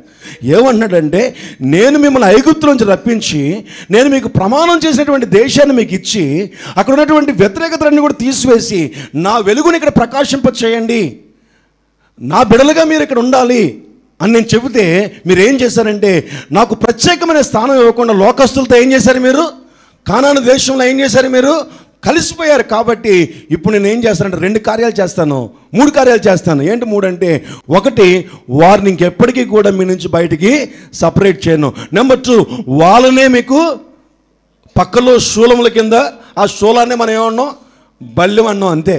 ఇక్కడ శూలం అన్నాడు, మనం బల్యం అన్నా శూలం అన్నా ఒకటే అర్థం. పక్కలో బల్యం కింద మిమ్మల్ని మీకు పెడతాను. అంతేకాదు ఇక్కడ ఏ దేవతలు అయితే ఉన్నాయో ఆ దేవతలను మీకు ఉరిగా ఉంటాయి, జాగ్రత్త చెప్పేసేటండి. అదే న్యాయాధిపతుల గ్రంథం అంతా కూడా మనకు కనిపిస్తుంది, జడ్జెస్ అంతా కూడా మనకు కనిపిస్తుంది. అదే చూడండి 2వ అధ్యాయంలో తర్వాత అది చెప్పిన తర్వాత 8వ వచనంలో ఏం చేస్తాడంటే, ఆయన చనిపోతాడు. ఎవరు చనిపోతాడు? యెహోషువ చనిపోతాడు. ఎందుకంటే 6వ వచనంలో యెహోషువ కనిపిస్తాడు మనకి. 6వ వచనంలో యెహోషువ కనిపిస్తాడు. యెహోషువ జనులను వెళ్ళనంపినప్పుడు ఇశ్రాయేలు దేశమును స్వాధీనపరచుకుంటకు తన స్వాస్థ్యములకు పోయిరి అన్న మాట మళ్ళీ 6వ వచనంలో మనకి కనిపిస్తుంది. అంటే 1వ వచనంలో యెహోషువ మృతి పొందాడు అన్నటువంటి మాట ఏంటంటే ఇంట్రడక్షన్ అంతే. సో 2వ అధ్యాయంలోకి వచ్చిన తర్వాత మళ్ళీ 6వ వచనంలో యెహోషువ మనకి కనిపించి ఎప్పుడు చనిపోతున్నాడంటే 8వ వచనంలో చనిపోతాడు. 8వ వచనంలో తిమ్నత్ సెరహులో జనులు అతన్ని పాతి పెట్టేస్తారు. ఇక్కడితో యెహోషువ యొక్క చాప్టర్ అయిపోతుంది. 2వ అధ్యాయంలోకి వచ్చేటప్పటికి 13వ వచనం నుంచి మనం చూస్తే ఇంకా కొన్ని మాటలు మనం చూపిద్దాం ఒకసారి. వారు యెహోవాను విసర్జించి బయలును అష్టారోతును పూజించిరి కాబట్టి యెహోవా కోపాగ్ని ఇశ్రాయేలు మీద ఉండేను, ఆయన దోచుకుని వారి చేతికి వారిని అప్పగించాను. నేను అనుకుంటాను యెహోషువ చనిపోయేంత వరకు దేవుడు తను అనుకున్నటువంటి కార్యం నెరవేర్చలేదు. యెహోషువ చనిపోయే వరకు కూడా దేవుడు ఆగాడు. యెహోషువ చనిపోయిన తర్వాతట 10వ వచనంలో చూస్తే సెకండ్ జనరేషన్ స్టార్ట్ అయిపోయింది. చూడండి, చదవండి 10వ వచనం. ఆ తరము వారందరూ తమ పితరుల యొద్దకు చేర్చబడిరి. వారి తరువాత యెహోవానైనను ఆయన ఇశ్రాయేలు కొరకు చేసిన కార్యములైనను ఎరగని తరం ఒకటి పుట్టగా, అంటే యెహోషువ సమయములో ఐగుప్తు దేశము నుండి ప్రయాణం చేసిన ప్రయాణములో దేవుని కార్యాలు చూసినటువంటి వారందరూ కూడా ఏమైపోయారు, అప్పటికి చనిపోయారు. యెహోషువ చనిపోయాడు. యెహోషువతో పాటుగా వాళ్ళందరూ కూడా ఆ తరం అంతా కూడా చనిపోయింది. అక్కడ ఏమన్నాడంటే, యెహోవానైనను ఆయన ఇశ్రాయేలు కొరకు చేసిన కార్యములైనను ఎరుగని తరం ఒకటి పుట్టగా. అందుకనే బైబిల్లో ఏమంటాడంటే, నీ తర్వాత జనరేషన్కి దేవుడు చేసిన కార్యాలను మనం ఏం చేయాలట, తెలియచేయాలి. పేరెంట్స్ తెలియచేయాలి. తల్లిదండ్రులు ఏం చేయాలంటే, ఒరే నాయనా, మన బ్రతుకులు ఇవి, మన జీవితాలు ఇవి, మనం ఏమీ రాజులం కాదు, అధికారులం కాదు, భయంకరమైన శ్రమలు అనుభవించామరా, ప్రభువైనటువంటి యేసుక్రీస్తు నామమును బట్టి మనం ఈ విధంగా ఉన్నాము. కాబట్టి మీరు దేవుని యందు భయభక్తులు కలిగి ఉంటే మనం ఎలాగ ఉంటామరా అని మనం ఎప్పటి నుంచి చెప్పాలి, చిన్నప్పటి నుంచి చెప్పాలి. కొంతమంది పేరెంట్స్ ఏమంటారంటే, మన కష్టాలన్నీ నా పిల్లలకి చెప్పడం నాకు ఇష్టం లేదండి. నీ అంత దరిద్రుడు ఇంకోటి లేడని చెప్పుకోవచ్చు. నిజం, బైబిల్ ప్రకారంగా చెప్తున్నాను నేను, నా సొంత మాటలు చెప్పట్లేదు. సాధారణంగా నా సొంత మాటలు చెప్పను, మీరు అనుకుంటారేమో కానీ, ఎందుకంటే నాకు భయమే. దేవుని ప్రజలను ఇష్టంగా మాట్లాడితే దేవుడు ఊరుకోవడానికి సంగతి మోషే దగ్గర నుంచి నేర్చుకున్నాను. నేను ఎప్పుడైనా ఏదైనా మాట్లాడితే బైబిల్ ఉన్న మాటలనే మాట్లాడతాను. దానికంటే దరిద్రం ఇంకోటి లేదండి. దరిద్రం అంటే ఏంటి? దేవుని యొక్క ప్రణాళిక ఇంకా నీ యొక్క కుటుంబ జీవితంలో ఇక్కడ అదే జరిగింది. ఇప్పుడు తెలియని తరం ఒకటి వచ్చింది అంటే దాని అర్థం ఏంటి? ఏమని అర్థం చేసుకోవాలి? చాలా క్లియర్గా మనం చూడక్కర్లేదు కానీ ద్వితీయోపదేశకాండం 6వ అధ్యాయంలో చెప్తాడు చాలా క్లియర్గా. ఏం చెప్తాడంటే, మీరు మీ పిల్లల్ని పడుకున్నప్పుడు, లేచినప్పుడు, వెళ్ళినప్పుడు దేవుని యొక్క ఆజ్ఞలను వాళ్ళకి కట్టడగా పెట్టి నేర్పించాలని చెప్పాడు ద్వితీయోపదేశకాండంలో. యెహోషువ రాక మునిపే మోషే టైంలోనే దేవుడు బయలుపరిచాడు, వాళ్ళందరికీ తెలియజేశాడు.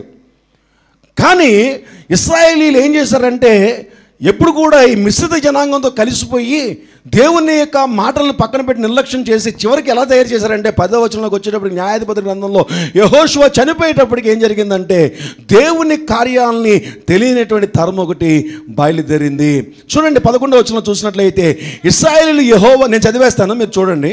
ఇశ్రాయేలీయులు యెహోవా కనుల ఎదుట కీడు చేసి ఐగుప్తు దేశం నుంచి వారిని రప్పించిన తమ పితరుల దేవుడైన యెహోవాను విసర్జించి బయలుదేవతలను పూజించి తమ చుట్టూ నుండి జనుల దేవతలను ఇతర దేవతలను అనుసరించి వాటికి నమస్కరించి యెహోవాకి ఏం చేశారట?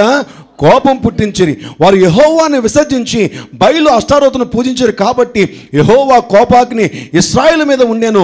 ఆయన దోచుకుని వారి చేతికి వారిని అప్పగించెను. వారు ఇశ్రాయేలును దోచుకొనిరి. ఆయన వారి చుట్టూనున్న వారి శత్రువుల చేతికి వారిని అప్పగించెను గనుక వారు తమ శత్రువుల ఎదుట నిలువలేకపోయిరి.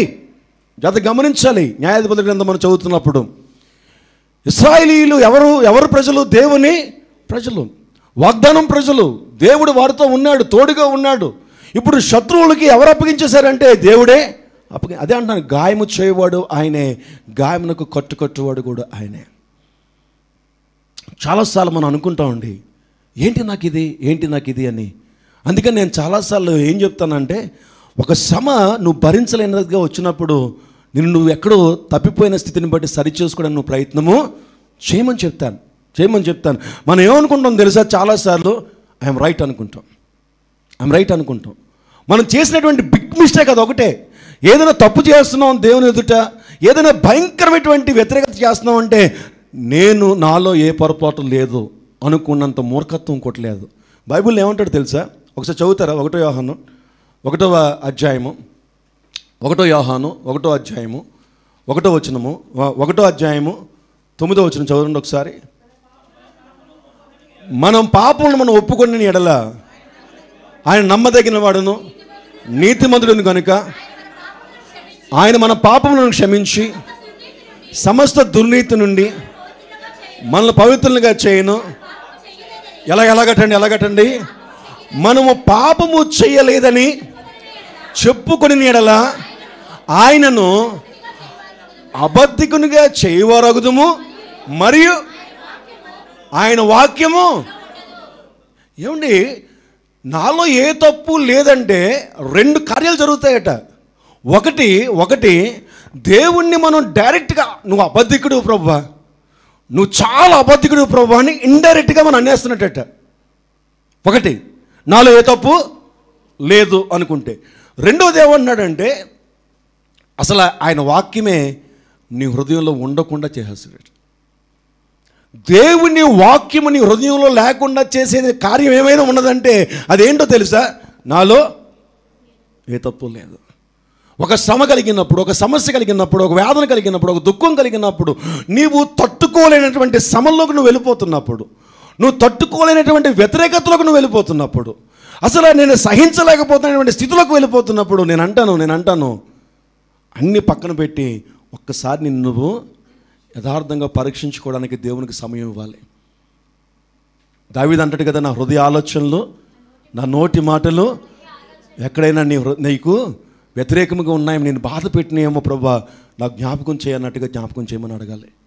చేస్తే పరిశుద్ధాత్మ దేవుడు చాలా క్లియర్గా నీ జీవితంలో నీకు చిన్నది అనిపించేది దేవుడు చాలా పెద్దదిగా తీసుకుంటాడు.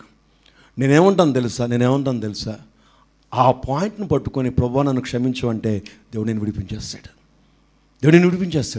మనం చేస్తున్నటువంటి మిస్టేక్ ఏంటంటే మనం చేసిన తప్పులన్నీ పక్కన పెట్టేసి ప్రభువా నన్ను దీవించు ప్రభువా నన్ను ఆశీర్వదించు ప్రభువా నన్ను బలపరచు ప్రభువా, అయ్యా నాకు ఈ కష్టం నుంచి విడిపించు ప్రభువా, ఇది కాదు నువ్వు చేసే ప్రార్థన. ఇక్కడ చూడండి, వాళ్ళు వెంటనే ఏం చేశారంటే వారు కష్టానికి అప్పగించారు, శత్రువులు ఎదుట నిలవలేకపోయారట. 15వ వచనంలో చూసినట్లయితే యెహోవా వారితో చెప్పినట్లు, యెహోవా వారితో ప్రమాణం చేసినట్లు వారి పోయిన ప్రతి ఏమండి అసలు అది చదువుతుంటే నేను ఈ మధ్యలో దీన్ని ధ్యానం చేస్తుంటే ఒళ్ళు జలదరించింది. వారు ఏ స్థలానికి వెళ్తే, కిరాణా కొట్టుకు వెళ్తే కిరాణా కొట్టులో, షాపింగ్ మాల్కి వెళ్తే షాపింగ్ మాల్లో, మార్కెట్కి వెళ్తే మార్కెట్లో, రైతు బజార్కి వెళ్తే రైతు బజార్లో, ఉద్యోగానికి వెళ్తే ఉద్యోగంలో, ఇంట్లో కూర్చుంటే ఇంట్లో, బంధువుల ఇంటికి వెళ్తే బంధువుల మధ్యలో, వారి కాలు తీసి ఎక్కడ పెడితే అక్కడ ఎంతమందికి అర్థమవుతుంది? వారు కాలు తీసి ఎక్కడ పెడితే అక్కడ, వారు ఏ స్థలములో ఉంటే ఆ స్థలములో వారికి బాధ కలుగు చేయుటకు యెహోవా వారికి శత్రువైన గనుక ఆ కాలములో దేవుడు న్యాయాధిపతులను తయారు చేశాడు. ఆమేన్, హల్లెలూయా. 16వ వచనం చూడండి ఒకసారి. ఆ కాలమున, ఏ కాలమున వారు గురి లేకుండా వెళ్ళిపోతున్న కాలములో, దేవుని కార్యాలు అంటే ఏంటో తెలియనటువంటి సమయంలో, దేవుని కార్యాలు వారికి చెప్పేవారు ఎవరో లేనటువంటి సమయంలో యెహోషువ చనిపోయాడు. యెహోషువతో పాటు ఉన్నటువంటి వాళ్ళ పెద్దలు పితరులందరూ చనిపోయారు. దేవుని కార్యాలు ఏంటో చెప్పేవాళ్ళు ఎవరు లేనటువంటి ఆ కాలములో దేవుడు న్యాయాధిపతుల్ని తయారు చేశాడు. ఆమేన్, హల్లెలూయా. బైబిల్లో ఒక మాట ఉంటుంది, సామెతలు తీస్తారు ఒకసారి. సామెతలు 11వ అధ్యాయంలో చూస్తే, సామెతలు 11వ అధ్యాయంలో 14వ వచనంలో ఒక మాట ఉంటుంది. చదువుతారా ఎవరైనా ఒకరు? నాయకులు లేని జనులట, చాలు నాయకులు లేని జనులు చెడిపోవుదురు అని బైబిల్ చెప్తుంది. నాయకులు ఉండాలండి. ఏ నాయకుడు ఉండాలి తెలుసా? దేవునితో నీ జీవితాన్ని కట్టించే నాయకుడు నీకు ఉండాలి. ఆత్మీయ నాయకుడు లేకపోతే నువ్వు చెడిపోతారన్నది న్యాయాధిపతుల గ్రంథం మనకు రుజువు చేస్తుంది. యెహోషువ ఉన్నంత కాలము కూడా వారు దేవునితో ఎలాగుండాలో యెహోషువ నేర్పించగలిగాడు, మోషే నేర్పించగలిగాడు. ఒకవేళ వారు నేర్చుకోకపోయినా, జాగ్రత్తగా గమనించాలి, నేర్చుకోకపోయినా వారందరి తరపున కూడా మోషే యెహోషువలు దేవుని ఎదుట ప్రార్థన చేయడం మొదలుపెట్టేవారు. వారికి ఏదైనా శ్రమ కలిగితే ఆ శ్రమ నుంచి విడుదల కొరకు, సమాధానం కొరకు ఎవరు పోరాడేవారంటే ఈ నాయకులు పోరాడేవారు. ఎప్పుడైతే యెహోషువ చనిపోయాడో వారిని నడిపించేవాళ్ళు లేరు, వారి కొరకు ప్రార్థన చేసేవాళ్ళు లేరు, వారిని సరైన మార్గంలో పెట్టేవాళ్ళు లేరు, వాళ్ళు ఎక్కడ తప్పిదాలు చేస్తున్నారో చెప్పేవాళ్ళు లేరు. చాలా ప్రధానంగా వారి తరపున పోరాడడానికి ఎవరు లేరు. కాబట్టి జనులు ఏమైపోయారంటే చెడిపోయి, చివరికి ఎంతగా చెడిపోయారంటే దేవుడే వారికి శత్రువు అయిపోయేంతగా, వీరు దేవుడికి శత్రువు లేదో దేవుడే వారికి శత్రువులు అయిపోయేంతగా వారు చెడిపోయారు. నేను అందుకే చాలామంది చెప్తూ ఉంటాను, మీరు ఎక్కడికి వెళ్ళినా, ఏ సంఘానికి వెళ్ళినా ఒక నాయకుడు, ఆత్మీయ నాయకుడు అనేది మీకు ఉండాలి. ఆత్మీయ నాయకుడి యొక్క ఆలోచనలు మీకు ఉండాలి. ఎందుకంటే దేవుడు ఏర్పాటు చేసుకున్న నాయకులు వాళ్ళు. మనం చదవక్కర్లేదు కానీ ఎఫెసీయులకు రాసిన పత్రికలో చెప్తాడు, దేవుడు మిమ్మల్ని ఇంకా పరిశుద్ధపరచడానికి, దేవుని కార్యాలు జరగడానికి ఆయన కొంతమంది సేవకుల్ని, కాపరుల్ని, ఉపదేశకుల్ని, అపస్తుల్ని, సువార్థికుల్ని దేవుడు ఆ రోజు న్యాయాధిపతులను ఏర్పాటు చేసుకున్నట్టుగా, ఆ దినాన యెహోషువని ఏర్పాటు చేసుకున్నట్టుగా, ఆ దినాన మోషేని ఏర్పాటు చేసినట్టుగా దేవుడు ఈ దినాన కాపరుల్ని, సువార్థికుల్ని, అపస్తుకుల్ని, ఉపదేశకుల్ని దేవుడే. వీళ్ళెవరో తెలుసా? స్పిరిచువల్ లీడర్స్, ఆత్మ సంబంధమైన నాయకులు. ఈ నాయకత్వానికి ఒప్పుకున్నంత వరకు నీవు బ్రతుకు అల్లకల్లం అయిపోతున్నా, అటు ఇటు అయిపోతున్నా, ఈ నాయకుడు ఏం చేస్తాడు తెలుసా? నేను కట్టేస్తాడు మళ్ళీ. ప్రైజ్ గాడ్, ఆమేన్, హల్లెలూయా. అసలు ఈ నాయకుడే నాకు అవసరం లేదనుకుంటే, నువ్వెవడో నాకు చెప్పడానికంటే, దేవుడు ఏర్పాటు చేసినటువంటి నాయకుడిని నువ్వేంటి నా జీవితంలోకి వస్తున్నావు ఎందుకు? నా పర్సనల్ లైఫ్లోకి వస్తున్నావు ఎందుకు? నేనేమైనా నిర్ణయం తీసుకుంటాను, నేను ఏదైనా డిసిషన్ తీసుకుంటాను నువ్వు అనుకుంటే, ఒక విషయం చెప్పమంటారా? న్యాయాధిపతుల గ్రంథంలో ఏం చేశాడంటే విడిచిపెట్టేసినప్పుడు ఏమవుద్దంటే, నాయకుడు లేకుండా ఉండడం వల్ల నువ్వేం చేస్తావు అంటే నువ్వు చెడిపోతావు.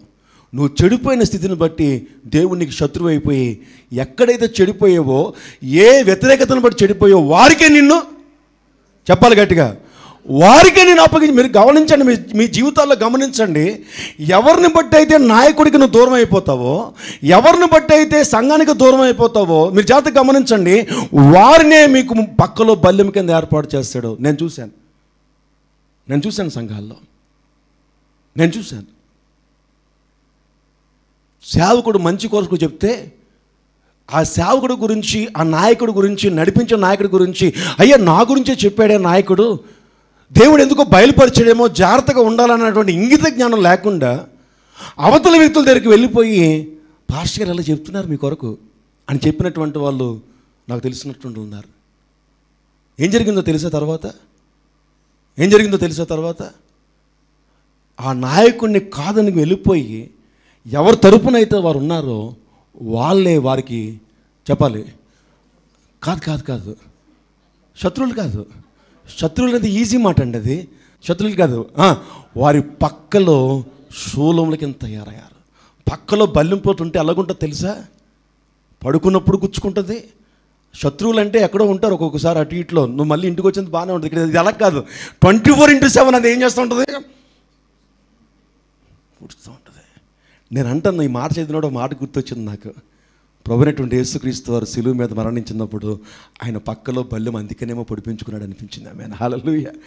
ఆయన పక్కలో బల్లెపు పోటు మన పక్కలో ఉన్నటువంటి శత్రువు నుంచి విడుదల చేయుటకు సామర్థ్యం కలిగిన వాడు దేవుడు. ఎందుకంటే బైబిల్లో మనకి ఓల్డ్ టెస్టిమెంట్ అంతా అర్థమవుతే యేసుక్రీస్తు సంపూర్ణంగా మనకు అర్థమవుతాడు. మన గురించి ప్రభువైనటువంటి యేసుక్రీస్తు ఏం చేశాడో మనకు అర్థం అవ్వాలంటే ఓల్డ్ టెస్టిమెంట్లో దేవుడు ఏమేం చేశాడో మనకి తెలియాలి.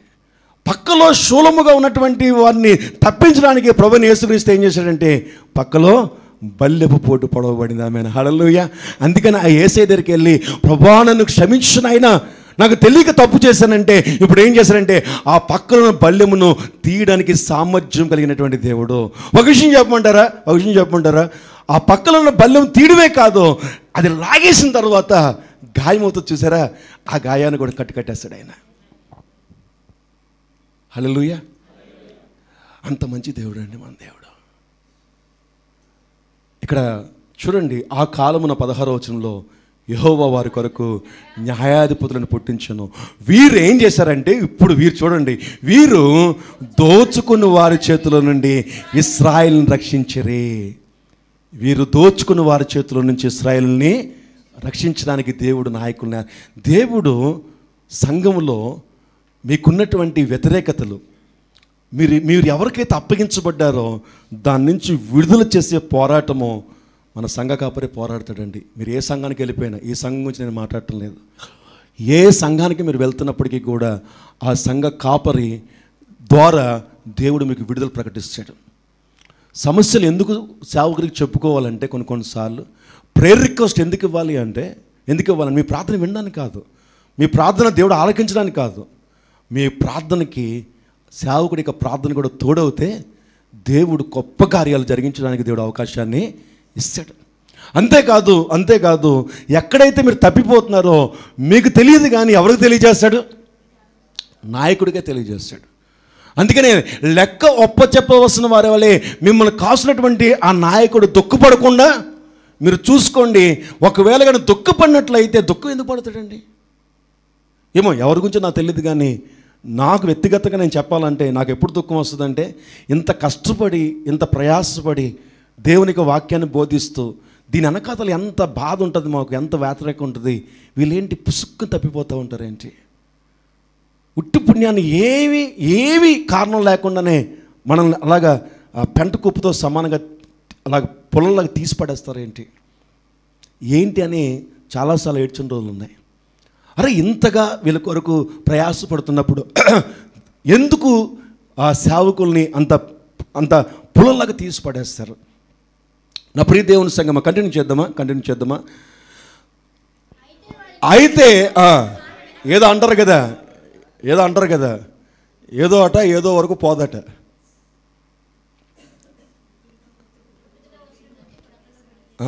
కొంతమంది ఉంటారు, వాళ్ళు పుట్టుకతో వస్తుంది, నువ్వు చచ్చిపోయే వరకు మారరా.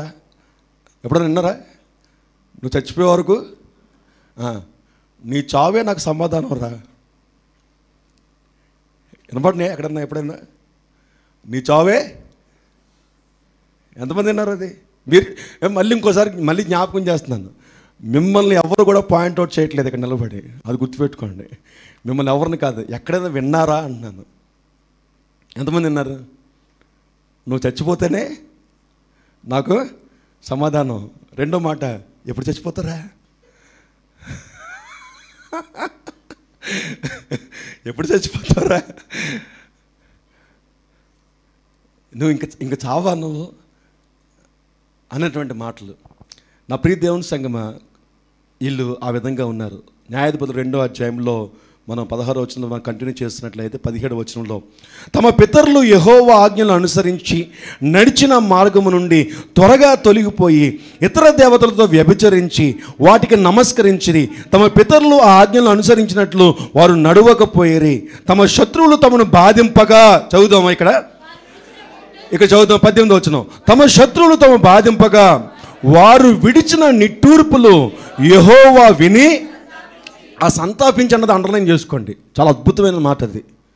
చాలాసార్లు మనం ఏమనుకుంటామంటే పశ్చాత్తాపం కానీ, సంతాపం కానీ, దుఃఖం కానీ, వ్యతిరేకత కానీ, వేదన కానీ మనమే పడతాం అనుకుంటాం. కాదండి, చూడండి వారి యొక్క ఇప్పుడు కంటిన్యూ చేద్దాం.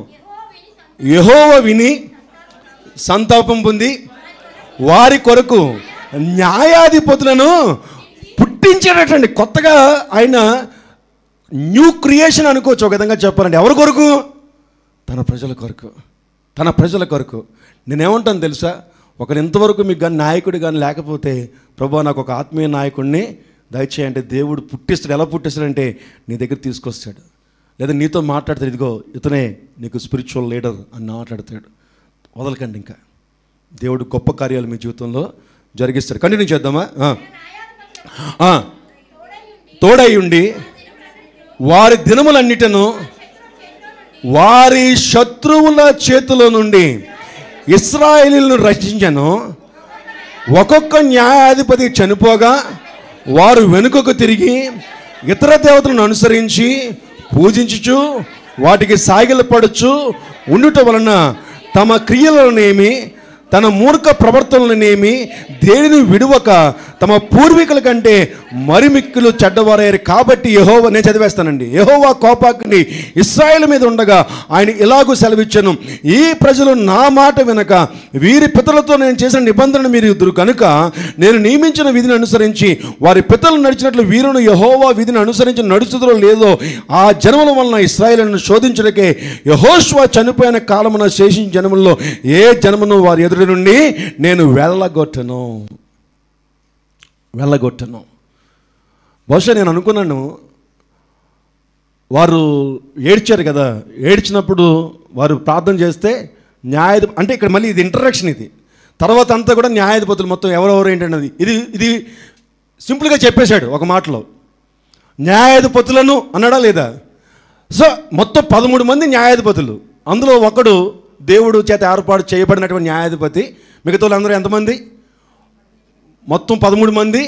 అతనితో పాటు 13 మంది, అతను కాకుండా 12 మంది, 13 మంది న్యాయాధిపతులు. వీళ్ళందరినీ కూడా ఏర్పాటు చేసినప్పుడు కూడా వాళ్ళు తప్పిపోయారట. కాబట్టి వారి జీవిత కాలంలో ఆ కానానీయులను వారి దగ్గర నుంచి దేవుడు వేరు చేయకుండా నాయకుల్ని ఏర్పాటు చేశాడు. మనం చాలాసార్లు అనుకుంటాం కదా, ఏంటంటే ఇంకెంతకాలం ఈ శ్రమ అంటే, దేవుడు ఏమంటాడంటే ఈ శ్రమ నేను తీను, కానీ ఈ శ్రమలో నీకు కృపనిస్తాను. ఆమేన్, హల్లెలూయా, హల్లెలూయా. కృపనిస్తాను, అంతేకాదు నీకు ఒక నాయకుని కూడా ఇస్తాను. ఆ నాయకుడి ద్వారా ఈ కృప నీలో పనిచేస్తూ ఉంటుంది. ఈ నాయకుడి ద్వారా నీ జీవితంలో నేను గొప్ప బలమైన కార్యాలని నేను జరిగిస్తూ ఉంటాను అని దేవుడు మాట్లాడుతున్న మాట మన జ్ఞాపకం చేసుకోవచ్చు. నా ప్రియ దేవుని సంగమా, ఇలాగా జరుగుతూ ఉన్నటువంటి సమయంలో నేను ఫైనల్గా చెప్పేసి ముగించేస్తాను. ఇంట్రడక్షన్ ఏమండి, బైబిల్లో అధ్యాయాలు ఇంట్రడక్షన్ చేయడం చాలా కష్టంతో కూడిన పని. ఆ ఆర్డరు, ఆ పద్ధతి, ఆ క్రమంగా లేదనుకోండి టుప్పుకొని మిస్ అయిపోతారు. ఇప్పుడు మీకు అర్థమైందా లేదా న్యాయాధిపతులు ఏందో? ప్రైజ్ లార్డ్, ఆమేన్. నిజంగా అర్థమైందా, అబద్ధంగా అర్థమైందా? నిజంగా ప్రైజ్ లార్డ్, ఆమేన్, హల్లెలూయా. ఇది ఇంకా అర్థమైపోతే మనం ఆత్మీయ జీవితంలో జీవించడం చాలా కష్టం. దేవుని యొక్క గుణలక్షణాలు మనం తెలుసుకోవాలి. 3వ అధ్యాయంలోకి వెళ్ళిపోతాను, నేను మీకు జంపింగ్ చేస్తాను, తప్పదు. ఇంకా 3వ అధ్యాయంలో చూసినట్లయితే 9వ వచనం నేను చదువుతాను, మీరు చూడండి. టైం అయిపోతుంది కాబట్టి నేనే చదువుతాను, మీరు జాగ్రత్తగా చూడండి. 3వ అధ్యాయం తీయండి. 9వ వచనంలో, ఇశ్రాయేలు యెహోవాకు మొరపెట్టగా యెహోవా కాలేబు తమ్ముడైన కానాజు యొక్క కుమారుడుగు ఒత్నియేలుని రక్షకునిగా ఇశ్రాయేలు కొరకు నియమించి వారిని రక్షించాను. ఆమేన్, హల్లెలూయా. మొట్టమొదటి న్యాయాధిపతి పేరేంటండి? చెప్పాలి గట్టిగా. ఏమండి మీరు చెప్పట్లేదే?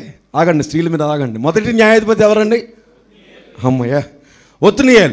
సో యెహోవా 10వ వచనంలో యెహోవా ఆత్మ అతని మీదకి వచ్చాను గనక అతడు ఇశ్రాయేలుకు న్యాయాధిపతి యుద్ధమునకు బయలుదేరగా యెహోవా అరమ్నా హరాయిము రాజైన కూషన్రిత్తషాయి చేతికి అప్పగించను. అతడు కూషన్రిత్తషాయిని జయించను. అప్పుడు 40 సంవత్సరములు దేశమునకు నెమ్మది పొందెను. అటు తరువాత కనాజు కుమారుడు ఒత్నియేలు చనిపోయాడు. 12వ వచనం ఇశ్రాయేలు మరలా యెహోవా దృష్టికి దోషులైరు గనక వారు యెహోవా దృష్టికి దోషులైందన యెహోవా ఇశ్రాయేలుతో యుద్ధము చేటుకు మోయాబు రాజు అయిన ఎగ్లోమును బయలుపరిచెను. అతడు అమాలీకులు సమకూర్చుకుని పోయి ఇశ్రాయేలును ఓడగొట్టి ఖర్జూరు చెట్ల పట్టణము స్వాధీనపరచుకుని 14వ వచనంలో ఇశ్రాయేలీలు 18 సంవత్సరములు మోయాబు రాజునకు దాసులైరి. ఒత్నియేలు ఉన్నప్పుడు ఎన్ని సంవత్సరాలండి? 40 సంవత్సరాల వరకు మనశ్శాంతి వచ్చింది. ఒక నాయకుడు చనిపోయిన వెంటనే మన జీవితాల్లో నేను ఏమంటానంటే ఇక్కడ ఫిజికల్గా చనిపోయాడు, ఈ రోజున హృదయాల్లో చనిపోతున్నారు. ఈ రోజున సంఘం ఎలా తయారైందంటే, మరలా చెప్తున్నాను, రివైవల్ వర్షిప్ సెంటర్ గురించి మాట్లాడటం లేదు నేను. సంఘం ఎలా తయారైందంటే నాకు ఎవడు నాయకుడు అక్కర్లేదు. మన ఎవరో చెప్తున్నారు అసలు నాకు చర్చ అక్కర్లేదు అన్నాడట ఎవరు. నేను చర్చికి వెళ్ళక్కర్లేదండి. యూట్యూబ్లో లైవ్లో వస్తున్నాయి మెసేజ్లు. వాక్యం ఏం కావాలి, వాక్యం వింటాను. దేవుని కృపను బట్టి మంచి బైబిల్స్, మంచి లిటరేచర్ నా దగ్గర ఉంది.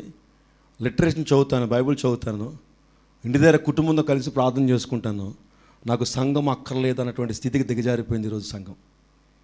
విశ్వాస జీవితాలు ఎంతగా దిగజారిపోయినాయి అంటే ఈ రోజున నాయకుడి సంగతి అలాగుంచండి, నాయకుడి సంగతి అలాగుంచండి, ఆత్మ సంబంధమైన నాయకుడి సంగతి అలాగుంచండి.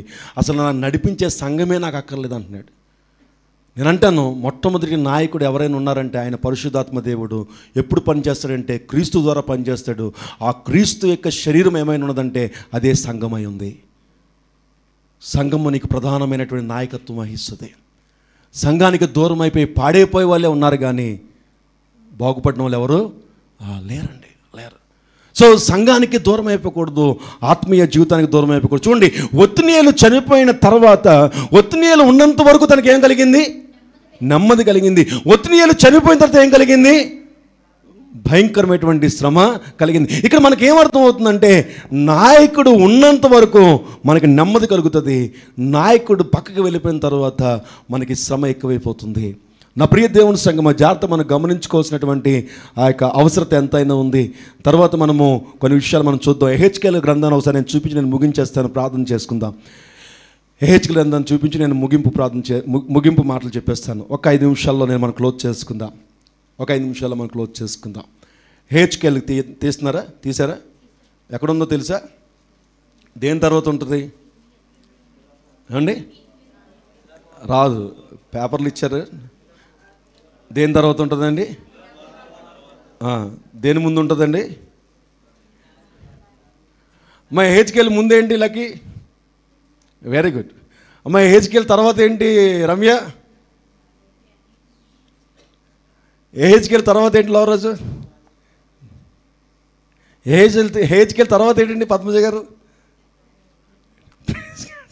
18వ అధ్యాయం తీయండి ఒకసారి. ఎహెచ్కేల్ 18వ అధ్యాయం తీసారా?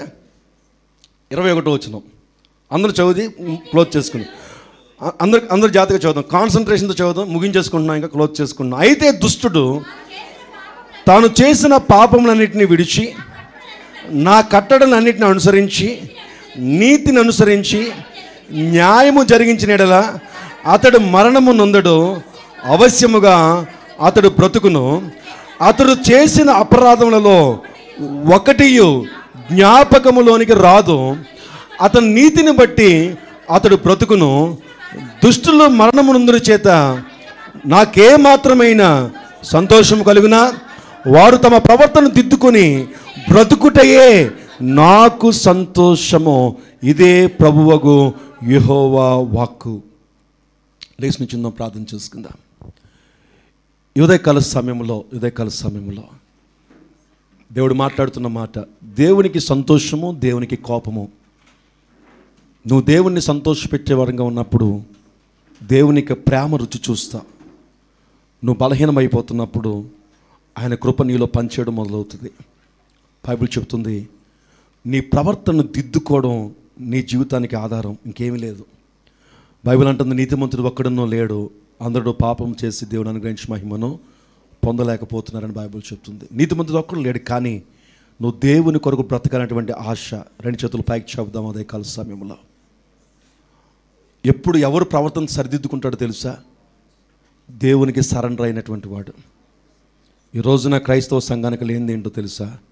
ఆయనకి సరెండర్ అవ్వట్లేదు ఎవరు కూడా. ప్రభువా, ఉదయకాల సమయంలో నన్ను నేనుగా నీకు అప్పగించుకుంటాను చెప్పగలవా? బైబిల్ అంటుంది, దుర్నీతికి సాధనములైన నీ అవయవాలనట నీతికి సాధనములుగా అప్పగిస్తే పాపమట నీ మీద ప్రభుత్వం చేయదట. ఉదయకాల సమయంలో రెండు చేతులు పైకి చాపి మనస్ఫూర్తిగా చెప్తామా? ప్రభువా, ప్రభువా, నన్ను నేనుగా నీకు అప్పగించుకుంటున్నానయ్యా. అయ్యా, నిన్నే ప్రేమిస్తానా? చెప్తావా? నోరు చెప్తావా? మనస్ఫూర్తిగా చెప్పగలవా? ఒకవేళ ఇంకా న్యాయాధిపతుల గ్రంథం వలె దేవుడు ఎన్నిసార్లు క్షమించి నేను పైకి తీసుకొచ్చినా మరలా నువ్వు తప్పిదం చేస్తే మరలా నీకు శిక్ష తప్పదు. పాపమునకు వచ్చే ప్రతిఫలము భయంకరమైనటువంటి శ్రమ, దుఃఖమే, వేదనే.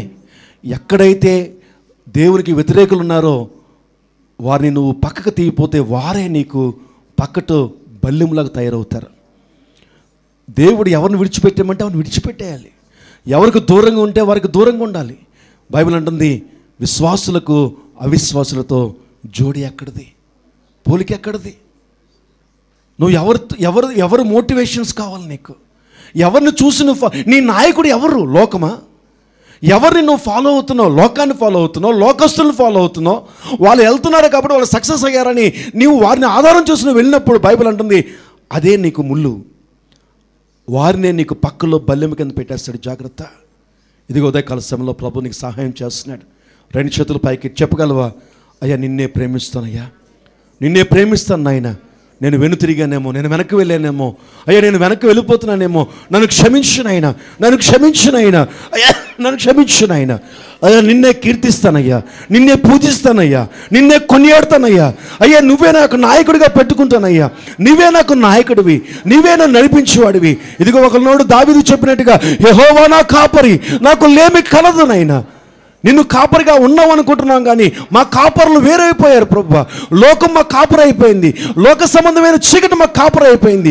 లోకస్తులు ప్రభువా మమ్మల్ని నడిపించేవారైపోయారు తండ్రి.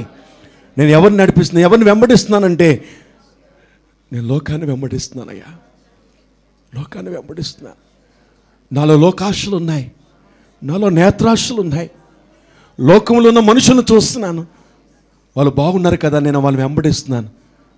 నేను నాయకులుగా వారిని వెంబడిస్తున్నాను నాయన, నన్ను క్షమించి చెప్పగలవా ఒకసారి? హల్లెలూయా. నిన్నే ప్రేమింతును, చెప్తాం ఒకసారి. ప్రేమింతును దేవా, నిన్నే ప్రేమింతును, నేవేను తిరుగా నీ సన్నిధిలో మోకరించి నీ మార్గములో సాగేదా, నిరసించకనే సాగేదా, నేవేను తీరుగా నీ సన్నిధిలో మోకరించి. చెప్దాం ఒకసారి. నీ మార్గములో సాగేదా, నిరసించక